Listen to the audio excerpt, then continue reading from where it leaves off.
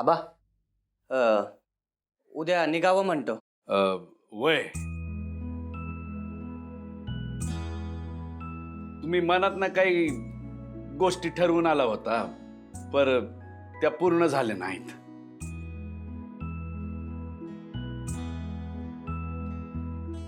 तुम्हाला दुःख व्हावं म्हणून माझ्या ज्योतीनं मुद्दामून हे नाही घडवून आणलं बर. मनात राग ठेवू नका. अव काय बोलताय? माफी तर आम्ही मागाया पाहिजे, नाक तर आम्ही रगडाया पाहिजे.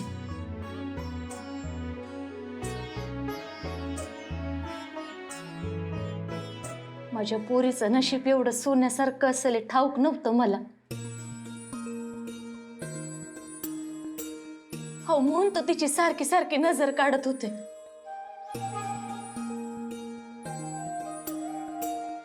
असा आभाळासारखा दादला लाबाया मागल्या जन्मी लई पुण्य केलं असेल माझ्या सावीनं.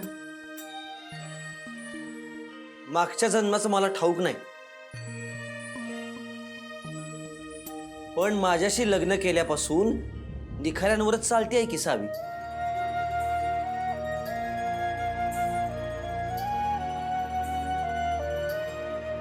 इतकी वर्ष वादळ वाऱ्याला तोंड देते आहे, आणि पाप पुण्य नावाची काही गोष्ट असेल तर त्याच भाषेत तुम्हाला सांगतो.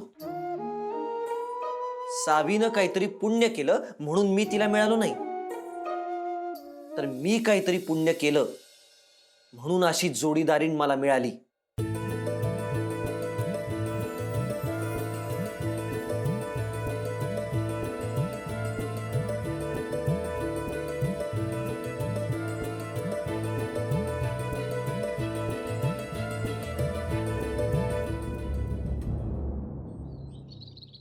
आपण जगवू इतरांना जगवू बहरून टाकू सारे. चला ग चला, चला ग चला, चला ग चला. आपण जगू इतरांस जगवू बहरून टाकू सारे. Live and let live, easy to say hard to do, हे शब्द आणि ही कल्पना मुली म्हणतायत.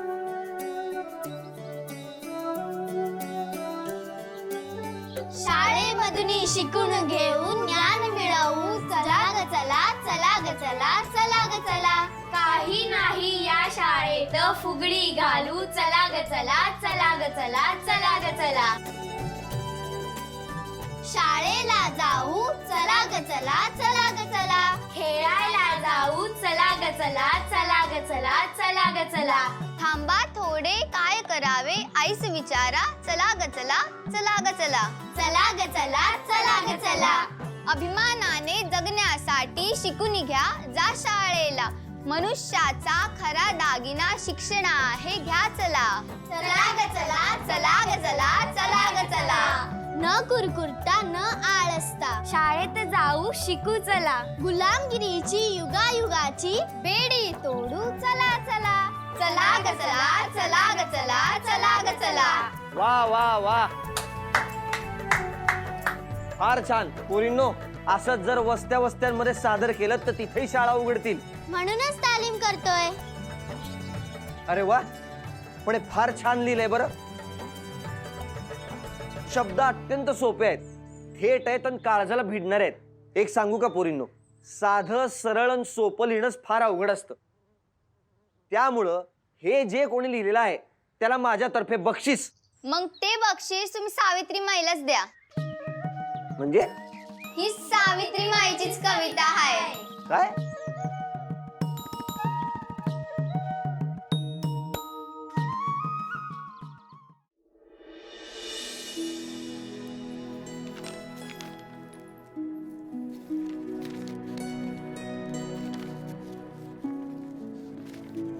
एवढं काय वाचता एकाग्रतेने?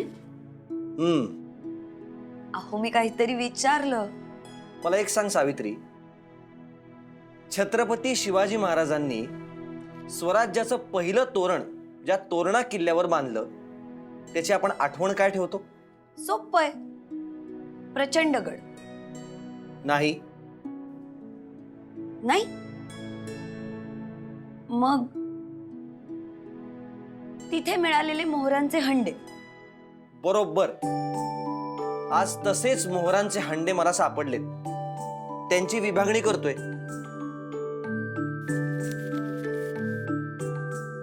गुलाबासारखा मानव हा प्राणी,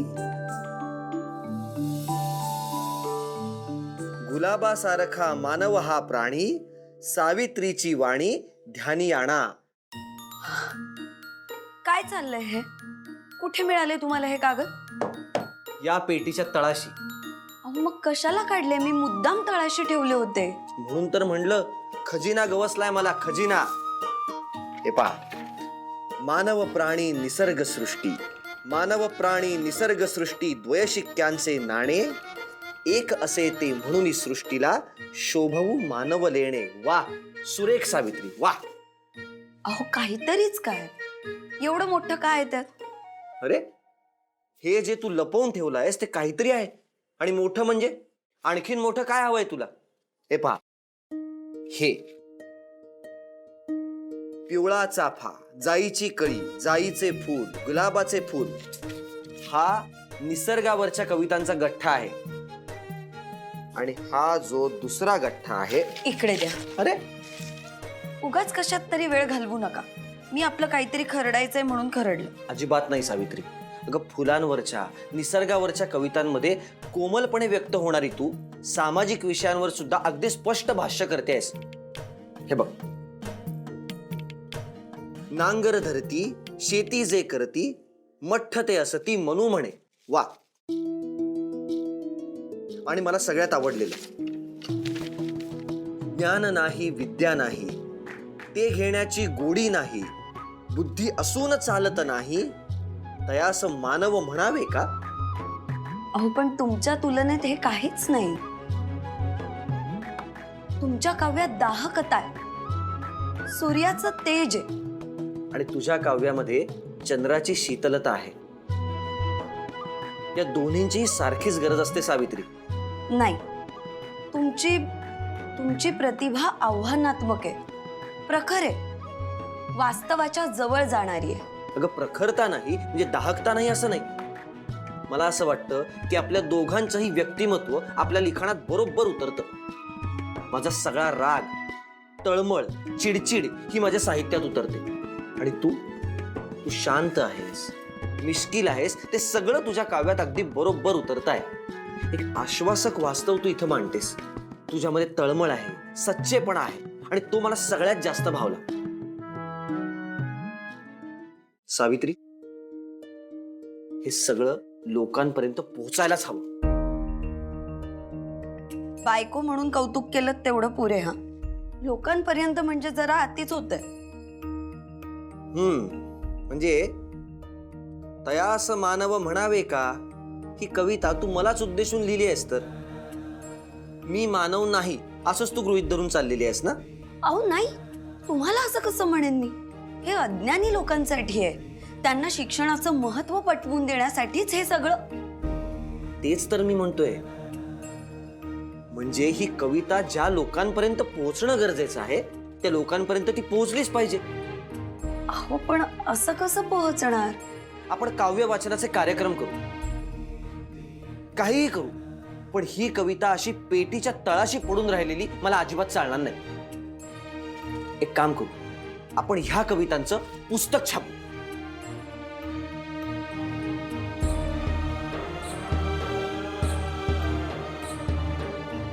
माझ्या कवितांचं पुस्तक?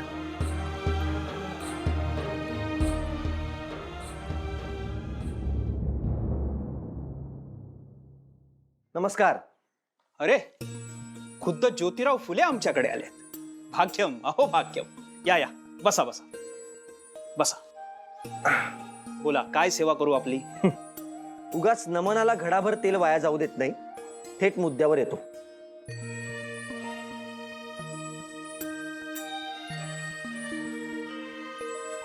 ह्या काही कविता आहेत, त्या छापल्या जाव्यात असं मला वाटतंय. अच्छा, आपण त्या एकदा नजरेखालून घालाव्यात. बघू. काळ रात्र गेली अज्ञान पळाले, सर्व जागे केले सूर्याने या. वा वा ज्योतिराव. शिक्षणाने मनुष्यत्व पशुत्व हाटते पहा. सुंदर. ज्योतिराव, तुमच्या या कवितांचं पुस्तक आपण नक्की छापू. आणि या कविता तुम्ही केल्यात म्हटल्यावरती लोक डोळे मिटून पुस्तक घेतील. बोला, व्यवहाराचं कसं करायचं? आधी एक गैरसमज दूर करतो. हे लिखाण माझं नाही, सावित्रीबाईंचं आहे. या कविता सावित्रीबाईंच्या आहेत. त्यांनी लिहिले कविता? तुम्हाला आश्चर्य का वाटलं मला समजलं नाही. नाही, कसलं नाही. पण हे मला छापता येणार नाही. आत्ता तर छापतो असं म्हणाला होतात की. मला वाटलं या कविता तुमच्या आहेत म्हणून. कविता कोणाच्या आहेत यानं काय फरक पडतो? कविता कशा आहेत हाच तर मुद्दा महत्वाचा हवा ना. तुम्ही या क्षेत्रातले आहात, तुम्ही समजून घेतलं पाहिजे. लिखाण हे स्त्रीनं केले का पुरुषानं केले याला काय महत्व आहे? लिखाण कसं आहे हा महत्वाचा मुद्दा हवा. माफ करा ज्योतिराव, पण तुम्ही जितकं महत्व देताय तितकं महत्व माझ्या दृष्टीने नाहीये. कुणाला? कुठल्याही स्त्रीला. सावित्रीबाई आहेत म्हणून नाही, पण कुठल्याही स्त्रीने केलेलं लिखाण छापण्या इतपत अजूनपर्यंत माझी परिस्थिती घसरलेली नाही. भाषांतर छापता तुम्ही, संस्कृत आणि इंग्रजी साहित्याची भाषांतर छापता. हे अस्सल लिखाण आहे. असेल ना, मी कुठे नाही म्हणतो, पण मी हे छापणार नाही. का? तुम्हाला थोडं स्पष्ट सांगतो ज्योतिराव. स्त्रियांनी जात्यावर ओव्या म्हणाव्यात इथपर्यंत त्यांची प्रतिभा ठीक आहे, पण त्याचं पुस्तक छापून त्याला प्रतिष्ठा देऊ नका. हे पहा, असो, तुम्हाला समजावण्यात काही अर्थ नाही. निघतो मी. तुम्हाला एक सल्ला देतो ज्योतिराव. बाईनं केलेलं लिखाण इथे कोणीही छापणार नाही. आणि तुमचा मान ठेवून कोणी जर ते छापायचं ठरवलं तर ते विकत घेऊन वाचणार कोण? एका स्त्रीने केलेलं लिखाण विकत घेऊन वाचायला लोकांना खूळ लागलेलं नाही.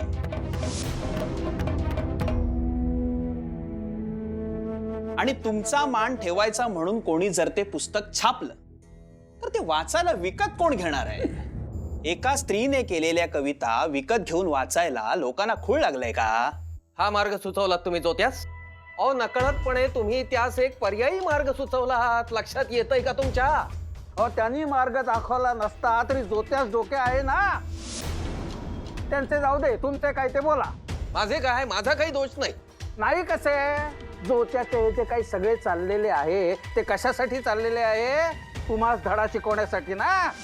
तुम्हास खरेच असे वाटते जोत्याची भार्या कविता करत असेल? स्त्रियास एवढी अक्कल असते? जोत्या स्वतःची मुक्ताफळे भार्येच्या नावाने छापून तिची तळी उचलावयास पाहतो आहे. धरून चला, जोत्याच्या भार्येचे हे पुस्तक छापून झाले. त्याने काय होईल? काय होईल? अहो, जोत्याचा जसा जागोजागी सत्कार होतोय ना, तसा सत्कार जोत्याच्या भार्येचाही चालू होईल. अरे बापरे.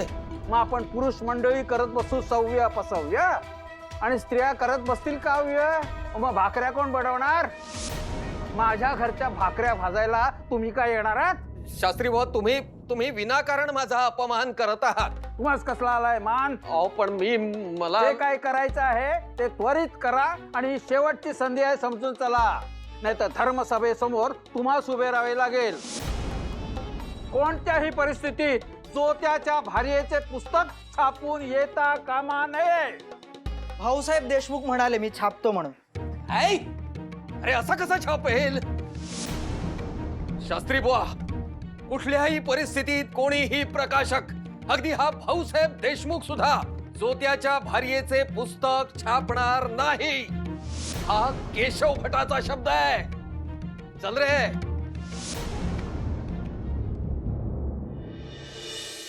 कुणीच तयार झालं नाही ना? जाऊ दे, मग नका छापू. तुम्ही मनाला लावून घेऊ नका. अजिबात नाही. तुम्हाला ओळखत नाहीस काय सावित्री? परिस्थितीला शरण जाणं हे आपल्या रक्तातच नाहीये. आणि भाऊसाहेब देशमुख तयार झालेत ते बाकीच्यांसारखे नाहीत. बाकीच्यांसारखे म्हणजे? त्या बाकीच्या सगळ्यांचा विरोध कशाला ठाऊक आहे तुला? तुझ्या काव्याच्या उच्च दर्जाबद्दल कोणी एक चकार शब्द काढत नाही. पण एका स्त्रीनं लिहिलेल्या कविता आपण कशा छापायच्या म्हणून कोणी छापायला तयार होत नाही. त्याला काय अर्थ आहे? हळूहळू बदलतील. एवढा मोठा बदल व्हायला वेळ तर लागणारच ना. असो, पर मला सांग, कवितेच्या पुस्तकाचं नाव काय ठेवायचं? काही साधं सोपं सरळ नाव ठेवूयात? सावित्रीच्या कविता? नाही, माझं नाव नको. काव्य फुले चालेल? अगदी चालेल, का नाही चालणार? मला समजलं तुम्ही का हसलात. माझ्या पुस्तकाला मीच नाव द्यायला हवं होतं तुम्हाला. आणि मी सावित्री नाव असायला विरोध करणार हे सुद्धा ठाऊक होतं, हो ना? अगदी बरोबर. पण हे जर मी थेट विचारलं असतं तर आडेवेडे घेतले गेले असते. तुम्हीच काय ते ठरवा असं सगळं माझ्याच गळ्यात पडलं असतं. त्यापेक्षा आता कसं, साधं सोपं सरळ आणि सुंदर नाव उमलून आलं, काव्य फुले. वाह!